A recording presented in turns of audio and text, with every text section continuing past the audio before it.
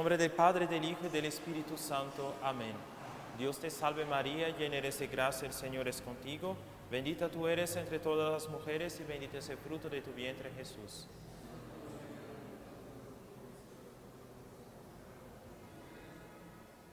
En el nombre del Padre, del Hijo y del Espíritu Santo. Amén. Entonces hoy vamos a continuar la clase de liturgia. Todavía en esta parte introductoria. Sin embargo, la clase de hoy ya empieza a ser un poco menos abstracta, puesto que vamos a empezar la parte más concreta. Siempre cuando empezamos a estudiar, por ejemplo, la teología, se empieza con la introducción. Y la introducción es muy abstracta, ¿no? Es algo difícil, ¿no? Leemos que, por ejemplo, el tratado de teología moral, cuando empezamos con el primer tratado, es el de Principios, ¿no? Sobre los principios de la teología moral. Es la introducción, es más importante para que podamos comprender todo, pero es la parte más difícil, ¿no? Que se empieza. Y luego podemos ir para la parte más concreta. Hoy empezamos un poco a entrar en la parte más concreta, ¿no? A ver más concretamente de lo que hablamos. Y justamente empezamos hoy el capítulo 5, o el capítulo 5.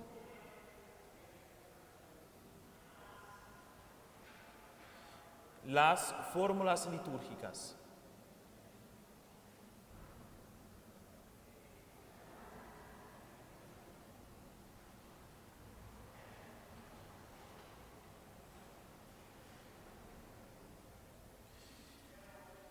Bueno, vimos cuando hablamos de liturgia que era el estudio, ¿no? Los ritos son ¿qué? Son como fórmulas que son acompañadas de gestos, ¿no? Y estudiamos también las reglas para, ¿no? La recitación de estas fórmulas, los gestos, etc., que son las rúbricas. Hoy vamos a entrar más en esa parte de las fórmulas, ¿no? El texto que es leído en la liturgia, los textos, los diferentes tipos de textos. Ahí está. Y en la liturgia los textos que leímos están como permeados de diversos tipos de estructura. Unas hacen parte esencial del culto, son las fórmulas que son invariables y universales. Estas son, primeramente, la dupla fórmula consecratoria.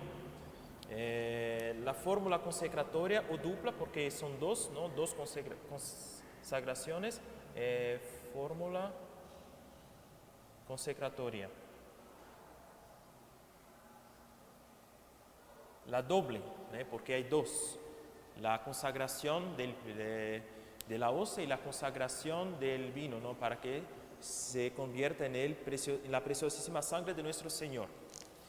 Esas fórmulas, ellas fueron instituidas por el Señor, son esenciales y no pueden cambiar, ¿no? Y son esenciales para la valididad del sacramento. No es necesario que el sacerdote diga, ¿no? Este es mi cuerpo, esta es mi sangre, o esta es el cáliz de mi sangre. Y luego las fórmulas también que acompañan completando e interpretando el sentido y la aplicación de la materia, ¿no? De los sacramentos. En el caso de la fórmula del bautismo, la fórmula de la confirmación, de la extrema unción, ¿no? Por ejemplo, yo te bautizo en el nombre del Padre, del Hijo y del Espíritu Santo. Esa fórmula es esencial para que el sacramento del bautismo sea válido, ¿no? No se puede utilizar otra fórmula, ¿no? Incluso la autoridad de la Iglesia Suprema, el Santo Padre no puede cambiar, ¿no? En esencia la fórmula de los sacramentos, ¿no? Porque fueron instituidas así por el Señor. Para la orden se dice la entrega de los instrumentos y la imposición de las manos. Aquí tengo que añadir como un paréntesis que el Papa Pío XII, en el documento llamado Sacramentum Ordinis, hizo una definición de que la materia del sacramento de la orden está únicamente en la imposición de las manos por el obispo, ¿no? Es la materia más esencial. El rito continúa siendo lo mismo, ¿no? La entrega de los instrumentos de las órdenes, Pero a partir del diaconado, para el presbiterado y el episcopado, esas 3 ceremonias de ordenación, la forma más esencial está en la imposición de las manos. Sin embargo, el Papa Pío XII no definió eso de manera retroactiva.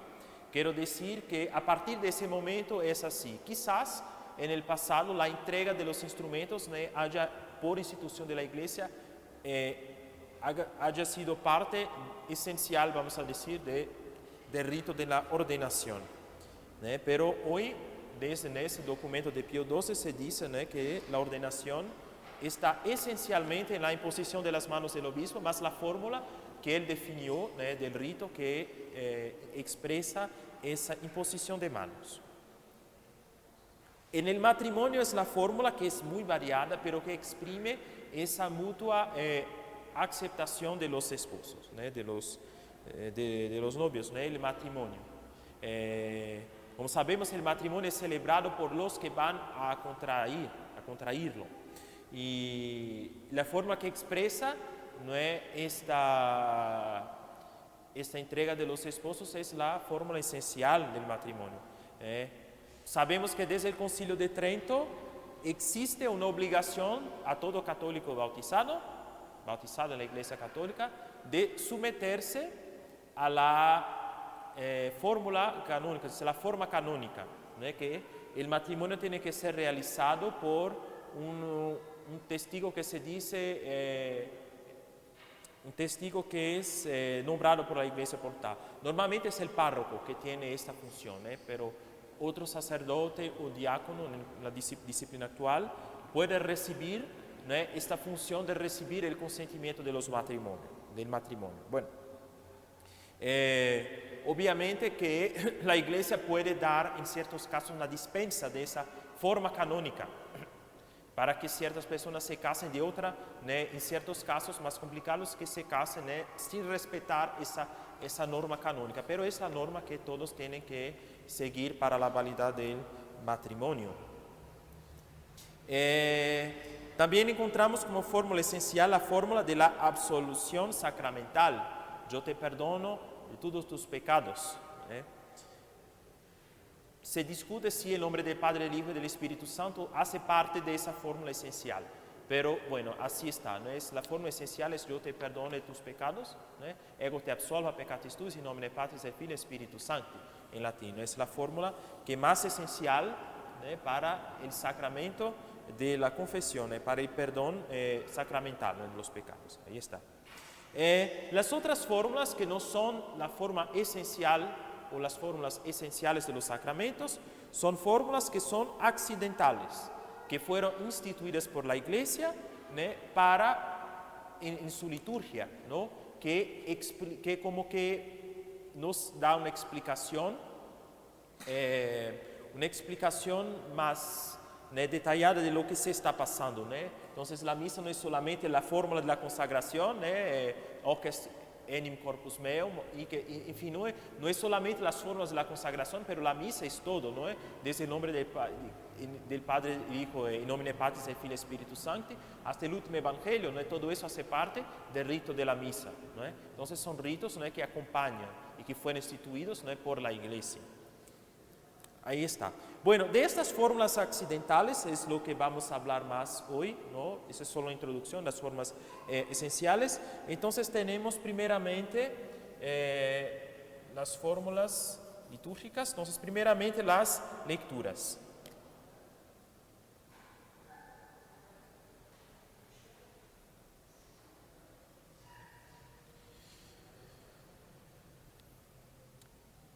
Es muy común, en la liturgia, tanto de la misa como, de otros sacramentos, o sobre todo del oficio divino, el oficio de maitines, esta que llamamos lecturas, ese texto.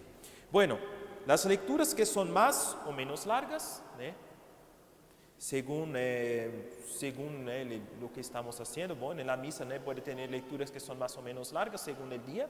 Bueno, hacen parte del oficio de maitines, recitado por los sacerdotes y religiosos, y de la misa de los catecúmenos. Son lecturas de un texto. Bueno, Esa lectura en la misa siempre es de textos de la Sagrada Escritura, ¿no? Siempre textos de la Sagrada Escritura en la misa. En el oficio tenemos de la Sagrada Escritura, pero también leemos textos de la hagiografía, quiere decir la historia de los santos, en que se cuenta la historia de un santo que va a celebrar en ese día, o homilías, ¿no? De un santo doctor, de un papa, en fin, ¿no? Homilías de ¿no? Muchas veces de la patrística, en fin. En el oficio de maitines también hay homilías que se leen o historias de santos, ¿no? En la misa solo se lee como lecturas de la Sagrada Escritura. Bueno, primitivamente en la misa había 13 lecturas. Cada misa tenía como 13 lecturas, primitivamente. Y sucesivamente estas lecturas fueron reducidas a 7, 3 y finalmente, probablemente en la época del Papa San Gregorio Magno, fue reducida a 2. Entonces, normalmente en las misas, ustedes pueden constatar que tenemos 2 lecturas, la epístola y el evangelio. Es lo normal, ¿no? Normalmente en las misas es eso, solo hay 2 lecturas, la epístola y el evangelio. 2 lecturas. Que es una reducción del número de 13 lecturas que existía en la antigüedad. Pero encontramos como resquicios, ¿no? De este tiempo, ¿no? En ciertas misas a lo largo del año. Entonces, primeramente, en la misa de Sábado Santo, en la vigilia que precede la misa, leemos 12 profecías. Y luego, cuando empieza la misa de Pascua, la epístola y el evangelio. Entonces, 12 más la epístola y el evangelio como 14 lecturas, ¿no? 12 profecías más la epístola y el evangelio. En la vigilia de Pentecostés anterior a la reforma de 1955 tenemos 6 profecías de la vigilia que precede la misa más la epístola y el evangelio de la misa, en total 8 lecturas. Es un resquicio de ese tiempo que había muchas lecturas.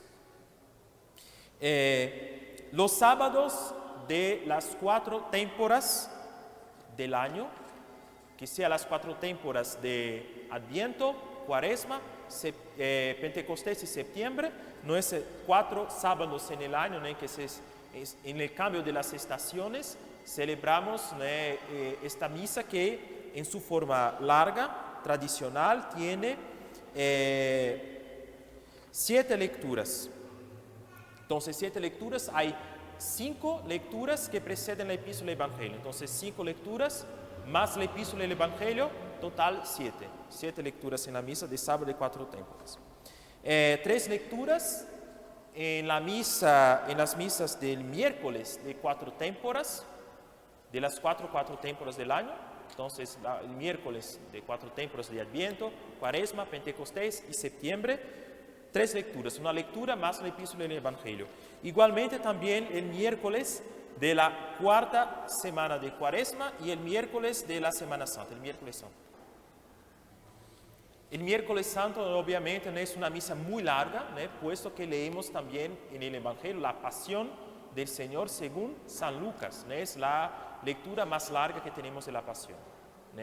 Sin contar que tenemos como 2 lecturas antes, ¿no? Una lectura y la epístola. Entonces, podemos decir que es quizás la misa, ¿no? En el texto de lecturas, ¿no? Hablando de las lecturas, que se llama la más larga del año.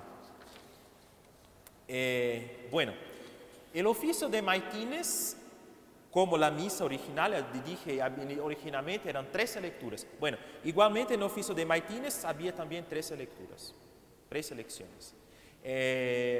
Había 4 por nocturno y en fin se leía el evangelio del día. Esa estructura fue conservada en el oficio benedictino.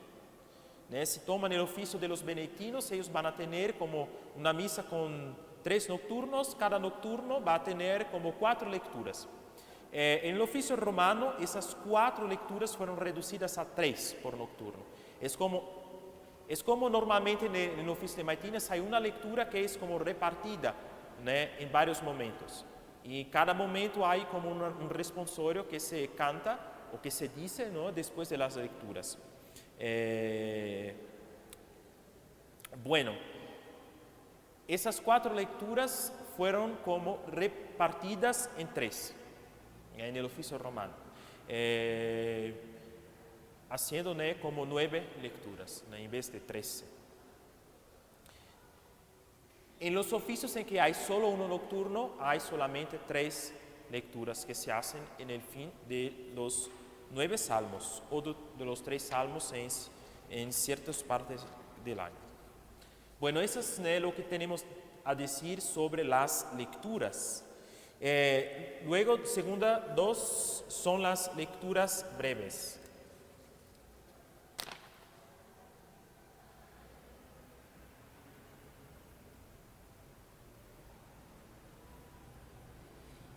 Las lecturas breves son como la lectura, es una lectura pero que reducida, bien chiquita así, que se lee en el oficio de prima y completas.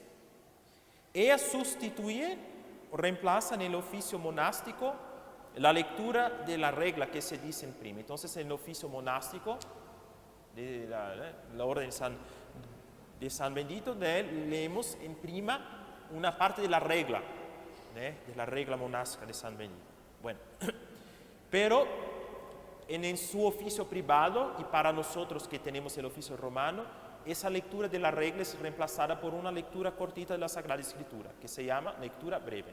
Ella tiene la misma estructura de una lectura en el oficio cantado, es cantada por un lector que va a pedir la bendición, que va a cantar Tu autem Domine miserere nobis et fi, como se suele hacer en el oficio de maitines para las lecturas, pero es chiquita, lectura breve.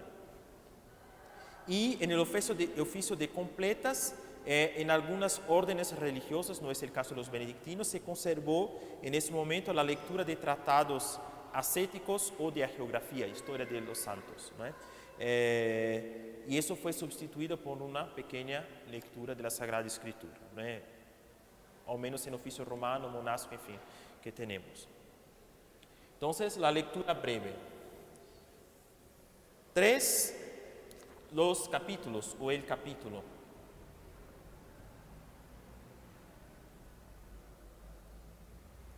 El capítulo es como una lectura también, pero es como una pequeñita lectura que sigue la recitación de los salmos, de laudes, prima, tercia, sexta, nona, vísperas y completas.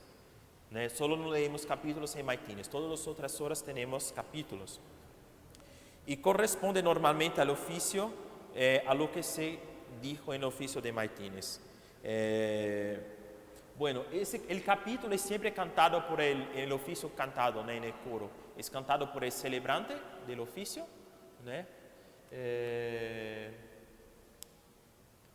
y justamente como es cantada por el celebrante, ella no se pide bendición para cantarla, y tampoco se canta tu autem Domine miserere nobis. Es simplemente después del capítulo se dice o se canta Deo gracias. El oficio de prima y completas tiene normalmente el mismo capítulo, salvo que el oficio anterior a la reforma de 1961 tiene 2 capítulos, el oficio de prima tiene 2 capítulos posibles, según el día. Pero esos capítulos de prima y de completa son siempre los mismos, todos los días, no cambia según las fiestas. Bueno, en fin, 4, los salmos.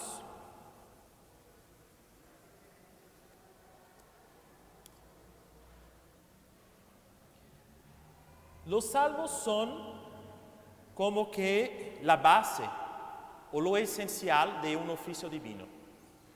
Las horas canónicas, el corazón son los salmos, es la recitación de los salmos. Y luego hay otros textos que como están envueltos de los salmos, antífonas, lecturas, en fin. Pero los salmos es la parte esencial de todo oficio. Sin salmo no hay oficio. Incluso hay ciertos oficios especiales en el año, como es el caso de Triduo Pascual, que es muy simple, muy sencillo, porque conserva la estructura que tenía en la antigüedad. Entonces, el oficio que se canta en el Triduo Pascual, no cantamos himnos, no cantamos Gloria Patri et Filio, en fin, es muy reducido, pero tenemos los salmos. Los salmos sí es la origen de la recitación del oficio divino. Entonces, los salmos son cantos sacados, tirados de la Sagrada Escritura. Son en número de 150. Gran parte fueron escritos por el rey David, pero otros escritores eclesiásticos escribieron también otros que están. No todos fueron escritos por el rey David, pero gran parte. Ellos eran cantados por los judíos en el templo y en las sinagogas. Los judíos también tenían una especie de oficio en que se cantaba los salmos. Era parte esencial de la liturgia de las sinagogas. En la misa solo tenemos 2 salmos. El primero, que es el Salmo Iudicame, que recitamos en las oraciones al pie del altar, cuando empieza la misa, el Salmo Iudicame Deus. Y el Salmo del lavabo, que el sacerdote dice en voz baja, pero solamente una parte del Salmo. Él no dice todo el Salmo, sino la última parte, la parte que empieza por las palabras lavabo, que se hace en el momento en que el sacerdote va a lavar las manos. También los salmos hacían parte del introito, gradual, aleluya, trato, ofertorio y comunión en la antigüedad. Pero estos salmos fueron reducidos o desaparecieron. Entonces, por ejemplo, el salmo del introito, ya para hablar de los domingos, de las asperges, también tenía un salmo. El aspergesme y el introito, el salmo fue reducido a solamente 2 versículos, o un versículo dividido en 2 partes. Puede ver cuando leen un introito, hay una primera parte y luego hay un versículo, normalmente Gloria Patri, y se vuelve a leer la primera parte, como si fuera una antífona. Es como una antífona y un versículo del salmo, que normalmente tirado de un salmo. A veces no es de un salmo, pero lo normal es que sí. Esos 2 versículos que se ven en el introito es porque primitivamente se cantaba salmos ahí. Era como había 1 o 2 versículos que se cantaba y luego se repetía la antífona. Era una salmodia que se cantaba en el principio. Bueno, ya el salmo que se cantaba en el gradual, en el ofertorio y en la comunión, en este salmo, ya, sobre todo el ofertorio de la comunión, ya no más existe. Solo tenemos la antífona. Los salmos que cantaban en ese momento ya no existen. Igualmente el trato, el trato y el aleluya vamos a ver más un rato. Los 150 salmos están distribuidos a lo largo de una semana en el breviario. Hay los diferentes oficios de maitines, laudes, prima, tercia, sexta, nona, vísperas completas. Del domingo hasta el sábado, todos ellos van a contener los 150 salmos. En maitines, en el oficio romano actual, recitamos 9 salmos. En el oficio benedictino se recitan 12 salmos. Era lo que se hacía en el oficio de la semana en el breviario anterior a la reforma de San Pío X de 1911. Y el oficio de maitines del domingo antes de esa reforma contenía 18 salmos, era muy largo. Actualmente son 9 salmos o partes de un salmo. A veces el salmo es cortado en varias secciones. Cuando es muy largo, entonces cortamos como en varias secciones según el oficio. En laudes tenemos 4 salmos. No son 5, porque entre estos salmos hay un cántico del Antiguo Testamento que se mezcla a los 4 salmos haciendo como si fueran 5 salmos, pero realmente solo hay 4 salmos. En primas son 3, algunas veces en el oficio antiguo también 4. En tercia, sexta y nona 3, en vísperas 5, a lo menos en el oficio romano. Los benedictinos tienen solamente 4 salmos en vísperas y en las completas 3 salmos. Digo salmos, pero puede ser también como una secuencia, una parte tirada de un salmo, que es dividido, no sé, en 2, 3, 4, 5, 6 partes o más. Los salmos también entran en la constitución de algunos sacramentales. Tenemos como ejemplo los salmos penitenciales, los salmos graduales que pueden ser encontrados en el breviario romano, el salmo que se recita en la visita a los enfermos. En fin, en algunos exorcismos hay salmos, en las procesiones, en el bautismo de los signos, que se llama bautismo de signos, como la consagración de una campana. La consagración de una campana también se recitan salmos. En fin, en algunos sacramentales finalmente también se recitan salmos. Ahí están los salmos. Bueno, después de hablar de los salmos, los cánticos. Los cánticos.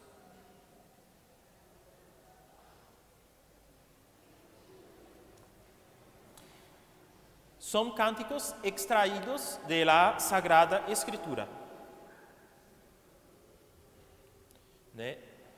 Esa distinción entre himno. El himno no es de la Sagrada Escritura, es una composición posterior, pero el cántico sí. Son cantos que son tirados de la Sagrada Escritura. Bueno, vimos los salmos, pero los salmos es aparte. Los cánticos son cánticos, pero que no son los salmos, son de otro libro de la Sagrada Escritura. El cántico de los tres jóvenes, cuando estaban en la fornalla de fuego, ¿no? Él se dice en la misa de los sábados de las 4 témporas y también en el oficio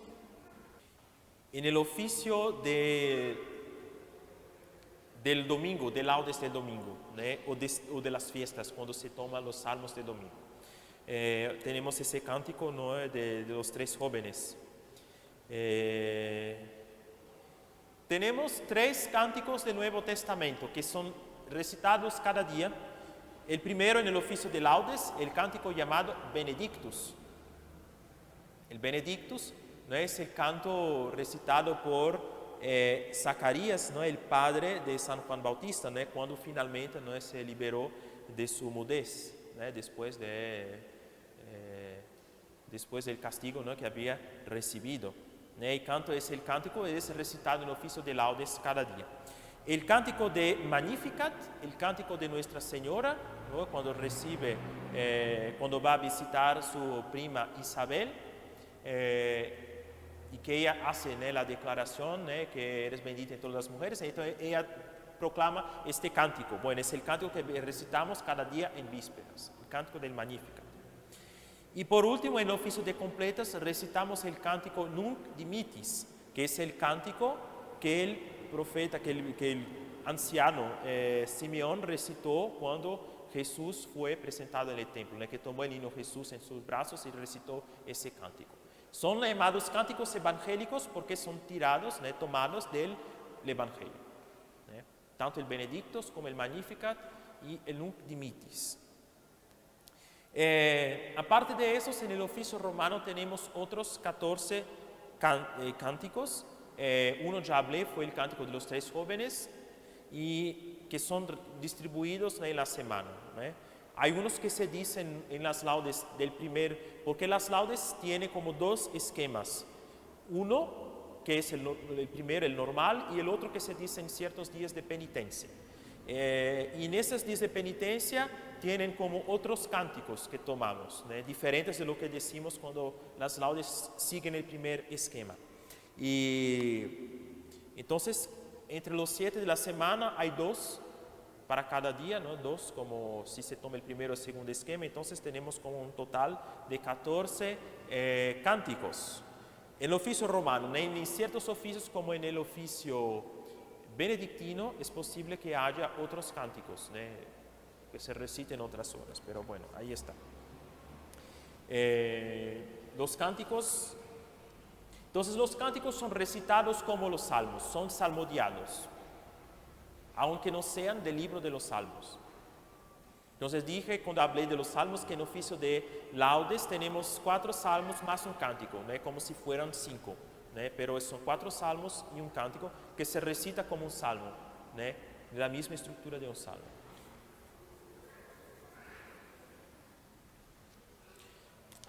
El responsorio.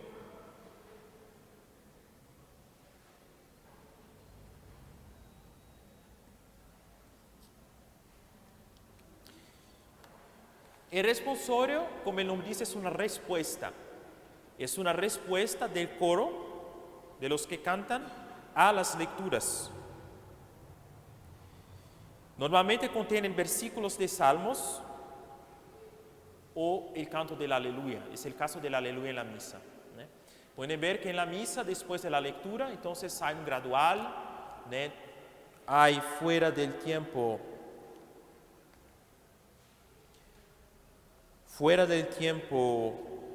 de la Septuagesima, Cuaresma y misas de difuntos, o, en fin, tenemos el aleluya que se canta. Es el canto del aleluya seguido de un versículo y luego del aleluya, ¿no? Igualmente tenemos el tráctico, etc. La respuesta, el responsorio tiene ese sentido, no es una respuesta a una lectura que fue leída. La salmodia responsorial era muy usada en los tiempos antiguos. Hoy ella solo es usada en el invitatorio de maitines. ¿Cómo es esa salmodia responsorial? Era como se recitaba uno o dos, en el caso era como 2 versículos del salmo, y después a cada 2 versículos se repetía la antífona, el mismo canto. Eso se ve en el que llamamos el invitatorio de los salmos, ¿no? Por ejemplo, en las maitines que tuvimos aquí de Navidad, en que el coro canta Christus natus est nobis, venid y adoremos, ¿no? Cristo nació para nosotros, venid y adoremos. Entonces, después de eso se canta 2 versículos de salmo y se vuelve a cantar el mismo cántico. Cristo nació para nosotros, Christus natus est nobis. Entonces, ese tipo de recitación del salmo, en que se cantaba 2 versículos y cantos responsoriales, esa era la manera primitiva. Hoy fue conservada en lo que llamamos el invitatorio del oficio de maitines, pero no es la manera usual de recitar los salmos del oficio actual. El gradual y el aleluya son responsorios de hoy que fueron una abreviación de los responsorios originales que eran más largos, con los salmos. Hoy solo decimos un versículo de salmo. Aleluya, un versículo y luego el aleluya de nuevo. Antes era como todo un salmo. El aleluya, un versículo, aleluya de nuevo, un versículo, aleluya, era mucho más largo. Los versículos.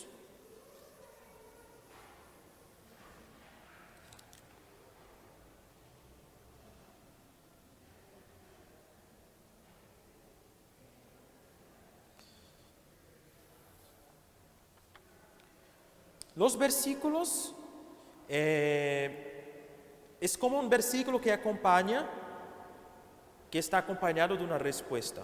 Eso remonta a los tiempos antiguos de la liturgia romana, de la liturgia católica en general.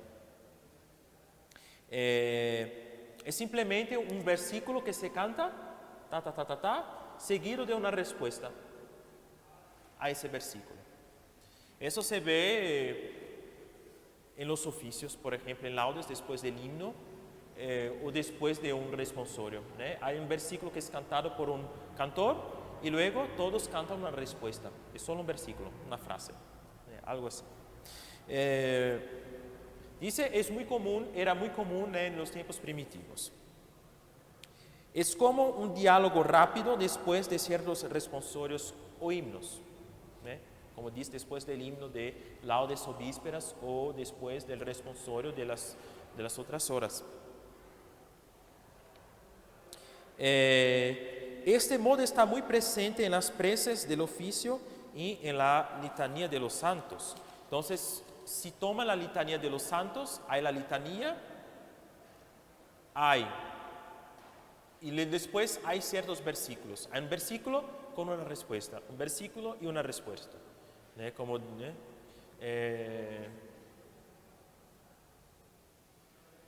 no se exurge Domine, libera nos, adiuva nos et libera nos propter momentum. No sé, como un versículo que es cantado nuevamente, en este caso de las litanías, por el celebrante, lo que recita, y luego la gente responde con otra frase.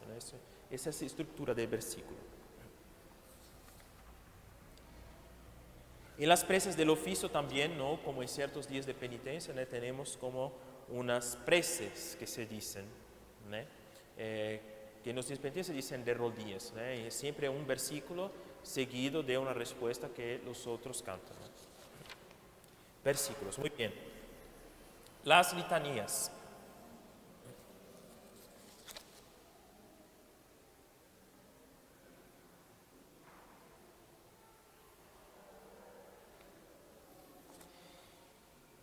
Las litanías son versículos de súplica. Incluso el nombre litanía viene del griego litaneia, que significa súplica en griego. Son súplicas formuladas por padres o diáconos en los tiempos primitivos. Era con las litanías que se empezaba toda misa en la antigüedad. Un resquicio de eso vemos en la misa del Sábado Santo y en la misa de la Vigilia de Pentecostés anterior a la Reforma de 1955, en que hay las litanías que se cantan antes de la misa y que son terminadas por el Kyrie. Incluso, pero en toda misa tenemos otro trazo, resquicio, ¿no? de esa liturgia antigua, es el Kyrie. El Kyrie se terminaba, con el Kyrie se terminaban las litanías. Y el Kyrie que tenemos en la misa es un trazo de esa litanía que se cantaba antes de la misa en los tiempos antiguos, ¿no? La litanía de los santos.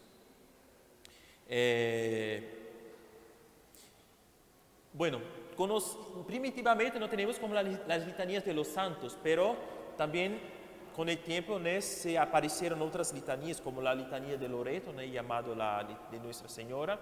En fin, hay otras litanías como la litanía de San José, del Santísimo Nombre de Jesús, que fueron aprobadas y puestas en los libros litúrgicos por los papas, ¿no?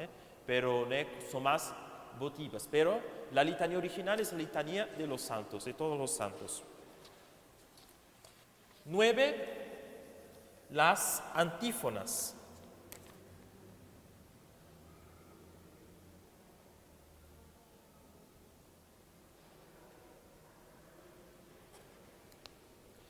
Las antífonas. Primitivamente la palabra antífona designaba el modo de salmodiar, quiere decir de cantar los salmos, en dos coros, ¿no? Es lo que vemos hoy, ¿no? Vamos a cantar un oficio, entonces hay un grupo de clérigos de un lado, de otro, entonces un versículo de salmo es cantado de un lado, el otro versículo es cantado del otro lado, y así como de manera alternativa. Esa manera de cantar primitivamente se llamaba antífona, ¿no? Esa es la palabra antífona en primitivo. Bueno, esta manera suplantó o sustituyó la salmodia responsorial a partir del siglo VI. Entonces vimos, ¿no? La manera antigua de salmodiar es como todos cantan un cántico, un versículo, algo, todos cantan como un versículo, y luego hay dos cantantes que cantan dos versículos de salmo. Y luego todos vuelven a cantar este versículo o este texto, ¿no? Esa aclamación. Y luego los dos cantores cantan dos otros versículos de salmo. Esa es la manera primitiva. La manera que tenemos hoy, esa solo fue conservada en el invitatorio de Maitines. Pero los salmos en los oficios son cantados en esa manera antífona, ¿no? Es como hay en los salmos, no sé, vamos a decir un salmo cortito que tiene como 4 versículos. Entonces un versículo es cantado por un lado, y luego el otro lado canta el segundo, y el lado opuesto canta el tercero, y el otro el cuarto, ¿no? De manera alternativa. Esta es la manera que tenemos desde el siglo VI de cantar los salmos, y que primitivamente, ¿no? La palabra antífona designa eso. Pero hoy la palabra antífona es utilizada más como ese versículo que se canta normalmente en los salmos antes y después. Entonces vamos a hablar de qué comprendemos como antífona hoy. En la misa las antífonas continuaron a ser cantadas. En la misa las antífonas continuaron a ser cantadas. Pero la antífona que llamamos ofertorio y la antífona que llamamos comunión ya no es más acompañada del salmo, solo la pura antífona. La antífona de introito no es más acompañada de salmos sinos que de un versículo o dos del salmo. Vemos el introito como dos versículos del salmo. Fue lo que acabo de decir. Entonces, ella continúa a ser cantada. En el oficio, las antífonas son cantadas antes y después de un salmo o de una serie de salmos. Entonces, vamos a decir el oficio de laudes. Entonces, hay una antífona que se canta, como la antífona se cantó. Luego recitamos el salmo. En el fin del salmo, Gloria Patri, sicut erat in principio. Y la antífona se repite de nuevo. La misma antífona que cantamos antes, cantamos después. Esa es de un salmo, de una serie de salmos. Le vamos a decir que hay una antífona, luego 3 salmos y luego se canta de nuevo la antífona. La antífona en el oficio divino hoy es de esa manera. Es como un canto que se canta antes o después de los salmos. Esa es la antífona. Más una vez en la misa, la antífona continúa a existir, pero no con los salmos recitados en entero. O con un salmo que es recitado solamente un versículo, como es el caso del introito, o en el caso del ofertorio de la comunión, en que no hay salmos, solo se recita el cántico que era la antífona antigua. Entonces, la antífona, el tracto.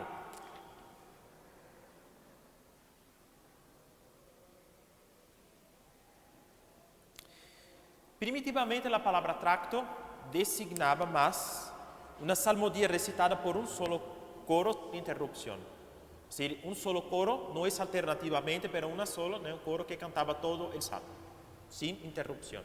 Esa manera es llamada el tracto. Hoy designa en la misa el canto que sustituye el aleluya en los tiempos o en las misas en que no decimos aleluya. Es el caso de las misas de requiem, las misas de difunto. Es también el caso de las misas que vamos a ver a partir de mañana del tiempo de Septuagesima y Cuaresma. No se dice aleluya y en vez del aleluya decimos un tracto, que es una serie de versículos de un salmo. Pueden ser largos. Por ejemplo, el tracto del primer domingo de Cuaresma y del domingo de Ramos son muy largos, son un salmo entero. Pueden ver eso en sus misales, es un salmo entero que se recita, es largo. Normalmente son más cortos, son solo como algunos versículos del salmo. Es lo que llamamos hoy como tracto, que vimos en la misa, el tracto. Número 11, el himno.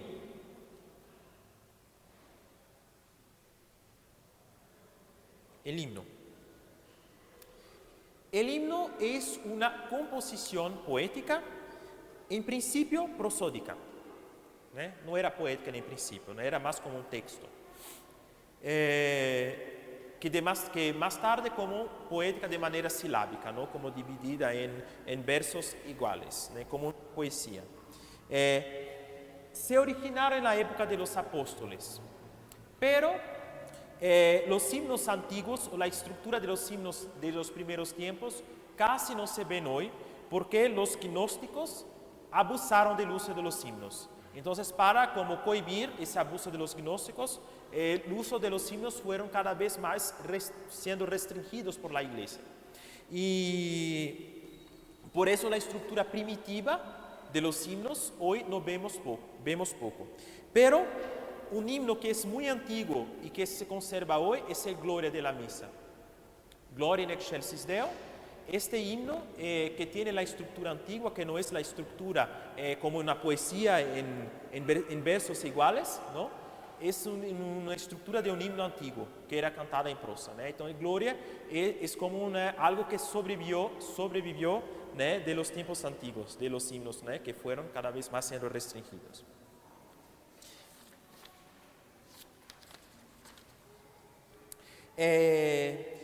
Solo empezaron a ser parte corriente del oficio a partir del siglo XII. Entonces estamos como en la baja Edad Media, en el fin de la Edad Media.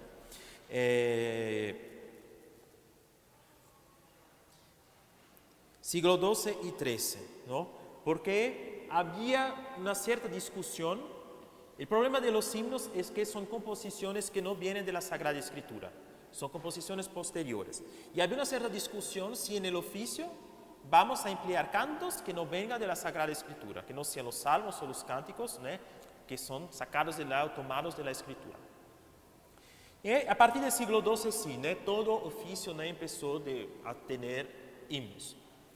Un resquicio de ese tiempo en que no o casi no se cantaban himnos en el oficio es el oficio de Trido Pascual. Si toma el oficio de Trido Pascual, no hay, o de la octava de Pascua, no hay himnos, porque ellos conservaron su forma primitiva en que no había himnos. Igualmente el himno del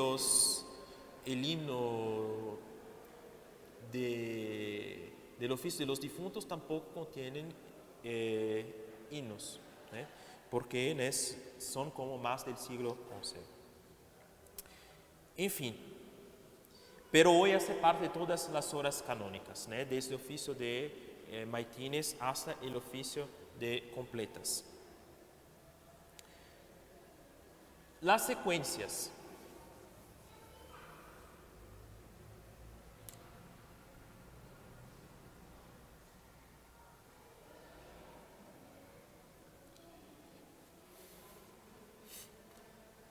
Las secuencias son composiciones poéticas también como el himno, pero de un ritmo más flexible, es de origen griega. Las secuencias son vistas en ciertas misas. Tenemos el ejemplo de la misa de Pascua o de la misa de Pentecostés en que cantamos una secuencia. En caso de, después del Aleluya hay como una especie de himno, de poesía que se canta después. En el caso de Pascua es el Victime Pascali Laudis, que se canta Imolent Christiane. Bueno, o la secuencia Stabat Mater Dolorosa, que se canta en las misas de las fiestas de los 7 dolores de Nuestra Señora. O Dies Irae, que se canta en la misa de los difuntos. Es una secuencia, es una poesía. Pueden ver, ¿no?, que está en versos, ¿no?, como una poesía. Exactamente, es una poesía. Es como un himno, pero que se canta en ciertas misas. Inicialmente había muchas secuencias.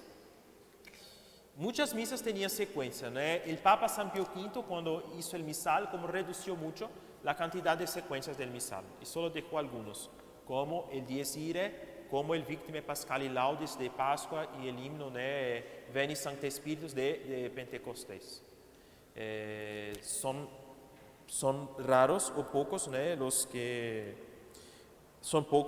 que existen hoy.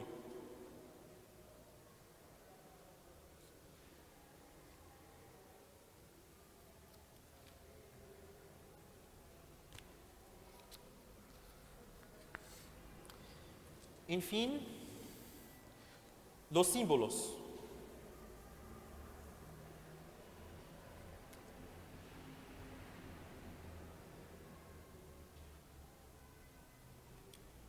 Los símbolos.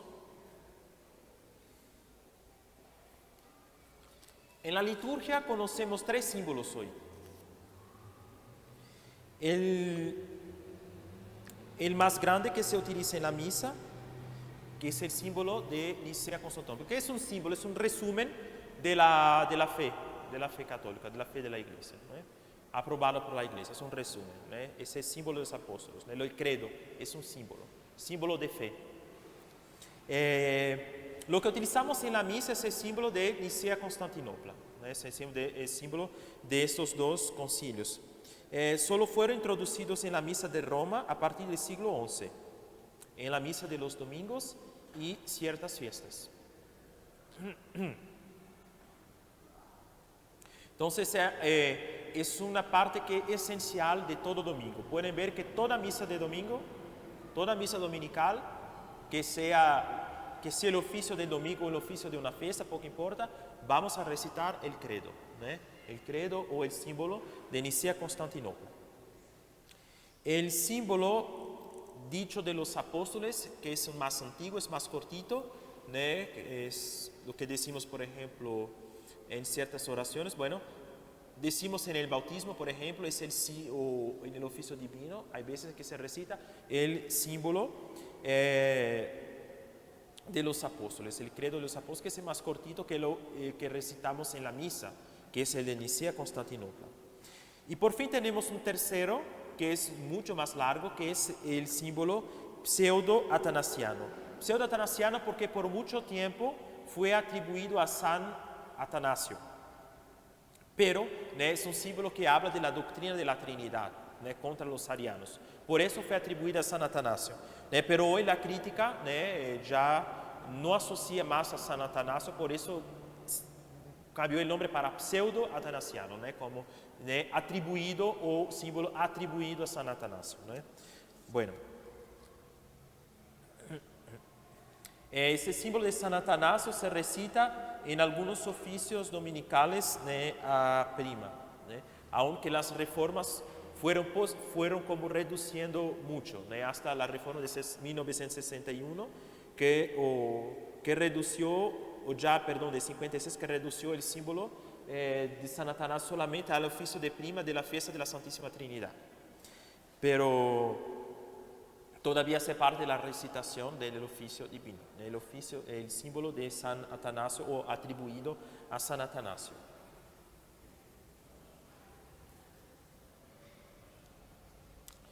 XIV, la oración.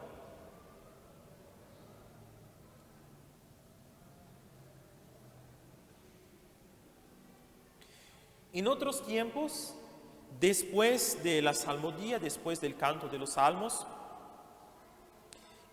y la declaración de la lectura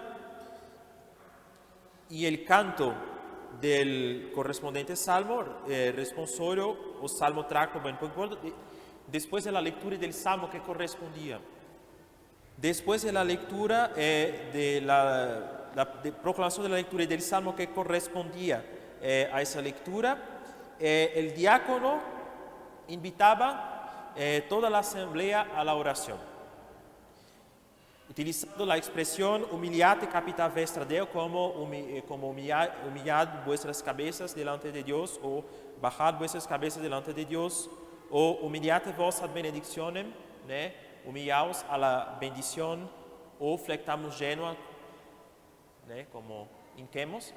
Esas invitaciones hechas por el diácono invitaba a todos a la oración. Se ve eso en ciertas oraciones, notadamente en tiempos de penitencia, en que el diácono en la misa solemne canta flectamus genua y el subdiácono canta levate, como levantaos. O en las misas del tiempo, de la feria de la Cuaresma, que tendremos en un rato, en que después de la postcomunión el celebrante va a decir: oremos, humiliate capita vestra Deo. En esa oración todos como que se quedan con la cabeza inclinada. Es una invitación de ese tiempo antiguo a la oración. Y luego la gente se inclinaba o se arrodillaba según el tiempo, pasaban un rato en oración y luego el diácono decía: levate, levantaos. Y en ese momento el celebrante cantaba, el sacerdote resumía las impresiones con la oración. Bueno, inicialmente esta oración era un poco como improvisada por el celebrante, hasta que a partir del siglo IV pasó a ser como fijada, de acuerdo con el calendario litúrgico. Entonces vamos a ver la colecta de la misa, después del Kyrie o del Gloria, el celebrante va a decir Dominus Vobiscum y oremos, y hay una oración que se recita, esa oración colecta. Estas fórmulas, oraciones, tomaban nombres diferentes en conformidad con el fin a que eran destinadas.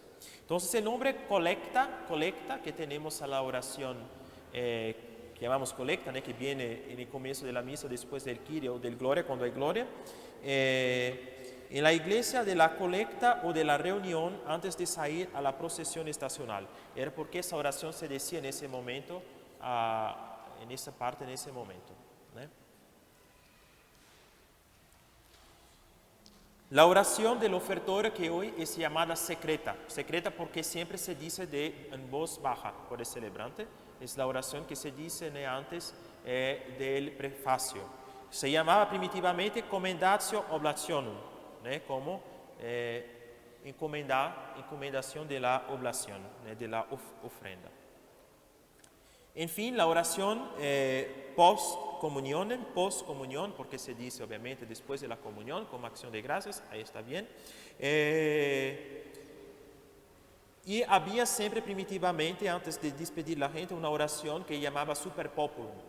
Era una oración más como una bendición para despedir la gente después de la misa. Esa oración fue conservada, como dice, en las ferias del tiempo de la Cuaresma, que después de la poscomunión el celebrante hace otra oración.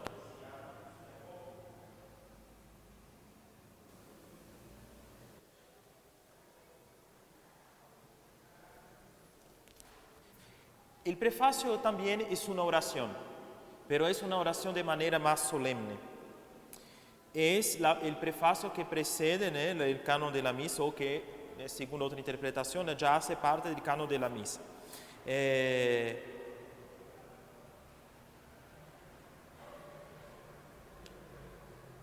Es el prefacio, por excelencia, el prefacio que llamamos eucarístico, que probablemente su origen era solamente la oración un poco modificada del jefe de la familia en el banquete pascual. Bueno, es probablemente la origen de ese prefacio. El prefacio hace parte entonces de ese momento solemne que es de empezar o de introducir el canon de la misa. El sacramentario leonino, que está más o menos en el siglo VI, contaba con un número de 267 prefacios eucarísticos. Pero en el prefacio, en el sacramentario del siglo VIII, en el sacramentario llamado gregoriano, ya contaba solamente 10. El número de prefacios fue como reducido a lo largo del tiempo, de muchos a pocos.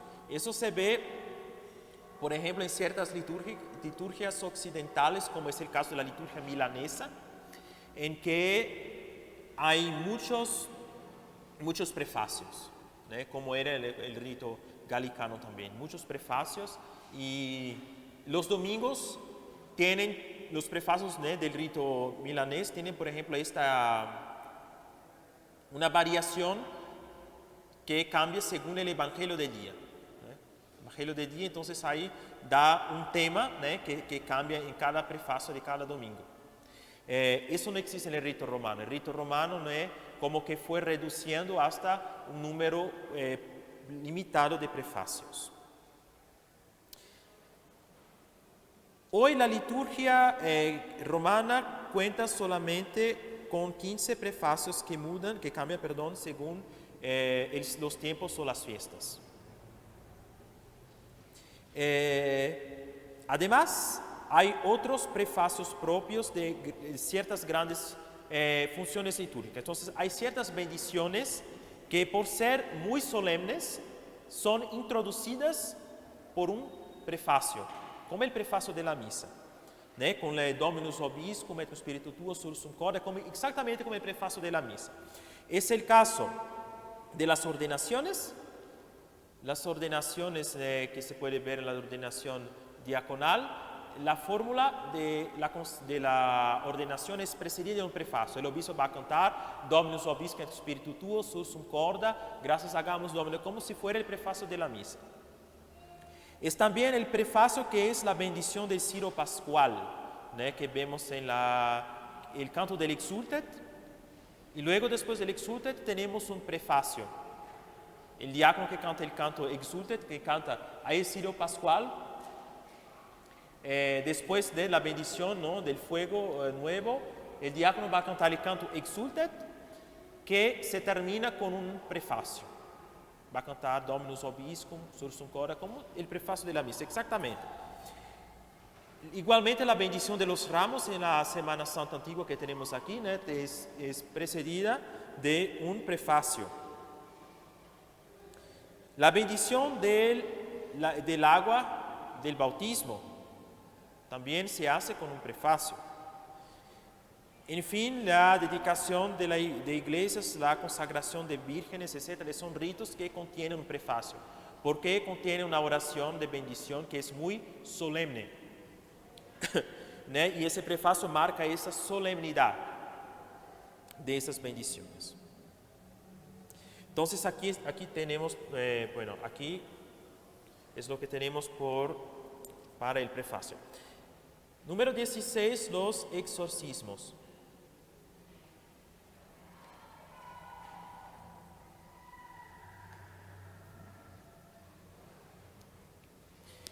Nuestro Señor Jesucristo ejerció durante su vida terrestre y dio a sus discípulos el poder de expulsar a los demonios.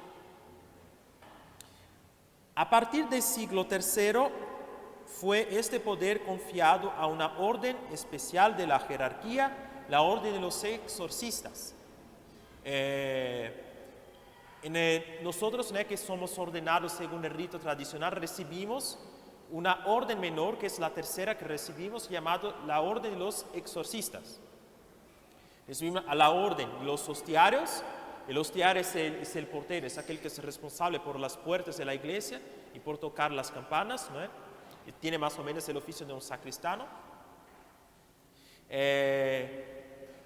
Luego, la orden del lector, exorcista y acólito. Son las 4 órdenes menores que tenemos en la iglesia latina tradicional, en la liturgia tradicional. El exorcista entonces es la tercera, ¿no? Es una orden particular confiada a ciertas personas a partir del siglo III para que puedan hacer exorcismos. Sin embargo, la permisión para realizar exorcismos hoy, desde mucho tiempo, solo es confiada a un sacerdote que haya recibido un mandato del obispo para hacerlo. Un sacerdote simple sin ese mandato del obispo no puede realizar un exorcismo. Eso es muy importante. Y un exorcista ordenado que no es todavía sacerdote no tiene el poder de utilizar ese poder que recibió en su ordenación. Él tiene el poder que será utilizado cuando sea un sacerdote.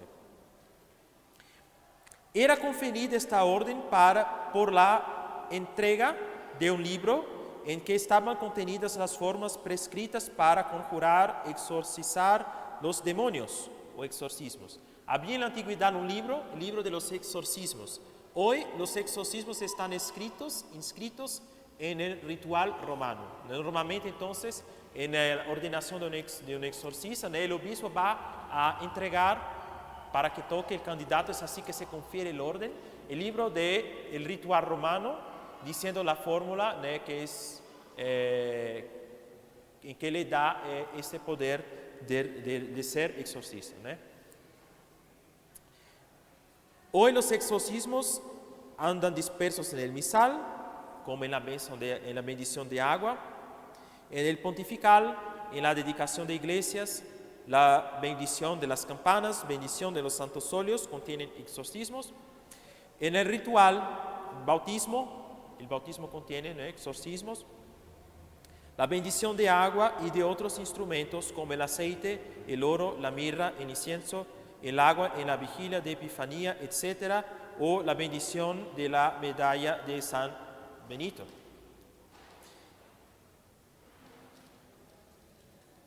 Y el rito de exorcismo real sobre una persona, de exorcizandis obsessis a demonio, y el exorcismo in satanam et angelos apostatas están contenidos en el ritual romano.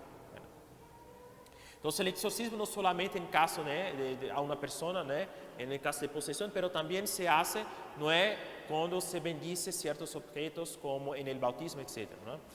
Son los exorcismos. Muy bien.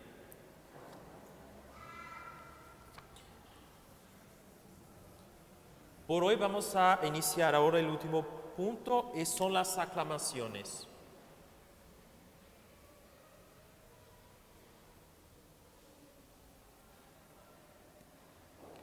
las aclamaciones.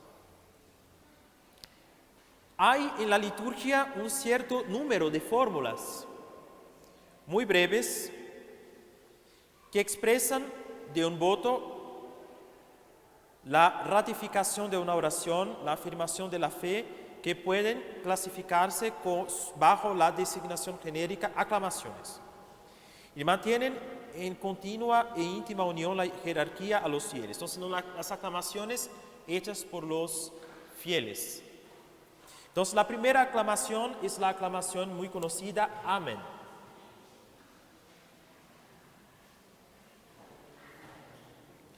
Que decimos normalmente después de la oración, ¿no? Cuando el sacerdote canto dice la oración, se contesta, amén. Muy bien. Esa palabra hebrea, que significa, en verdad, así es, así sea, ¿no? En ciertas líneas, por ejemplo, en Francia, es muy común de reemplazar en las oraciones el amén por la invocación ainsi soit-il, así sea. Se dice literalmente, se traduce en francés, ¿no? Así sea, ainsi soit-il. Esa aclamación ya es encontrada en el capítulo 26 del libro del Deuteronomio como respuesta del pueblo a las maldiciones pronunciadas por los levitas. Cuando Moisés dijo, si ustedes no sigan la ley de Dios, van a acontecer eso, y la gente decía, amén, que así sea. Amén. Es una aclamación que ya está contida en el libro del Deuteronomio del Antiguo Testamento, del Pentateuco. Jesucristo empleó esta palabra muchas veces. San Juan en el Apocalipsis y San Pablo en las epístolas utilizaban esa misma palabra como conclusión de fórmulas de precatores, como conclusión de una oración. Como tal, aún hoy en nuestros días, la liturgia utiliza esta fórmula en el fin de oraciones y doxologías. Vamos a ver qué es una doxología de aquí a un tiempo. Quizás, creo, en la próxima clase. También exprime la confesión de la fe. Así, en otros tiempos, quien comulgaba respondía amén a la forma de la administración de la comunión. Es la forma primitiva, Corpus Christi, amén. Que se hace todavía hoy al ordenado que va a comulgar en la misa de su ordenación. Cuando somos ordenados sacerdotes, el obispo, cuando da la comunión a lo que acaba de ordenar, utiliza una fórmula diferente que la que utilizamos normalmente para dar la comunión, y el nuevo sacerdote dice amén. Y los asistentes a la misa decían amén después del canto del Evangelio, costumbre que se mantienen todavía hoy, en las maitines de la liturgia benedictina, en el Evangelio que es leído por entero después del Te Deum en el oficio benedictino, como el amén después del Evangelio.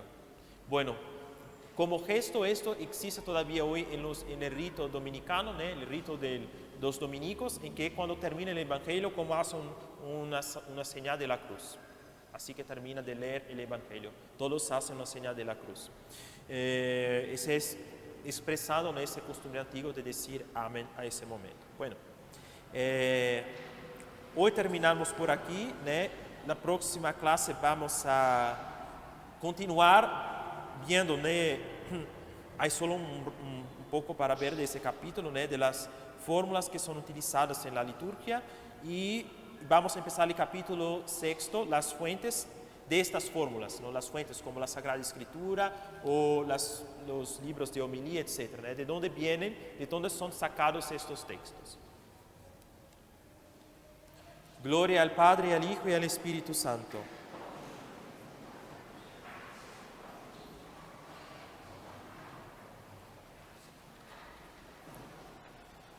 Benedictio Dei omnipotentis, Patris et Filii et Spiritus Sancti, descendat super vos et manet semper.